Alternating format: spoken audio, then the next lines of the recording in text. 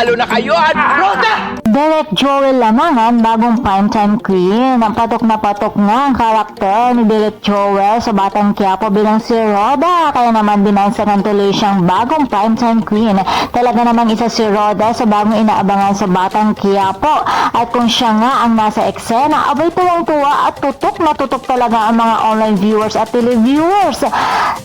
Dati nga ay kinaiinisan siya dahil siya ay mata pobre, abay ngayon mahal na siya ng mga manunood.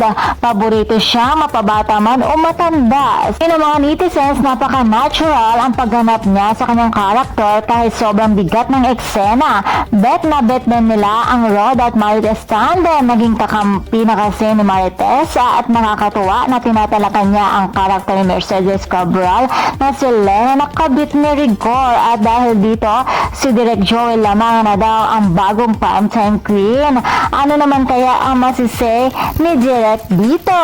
Siya na ang bagong primetime queen at tagapagtanggol ng mga original wife. Pero mga chikada, sabayan na lamang natin si Roda gabi-gabi sa Batang Quiapo. And for more showbiz update, please don't forget to like, share, and subscribe my channel. Thank you for watching.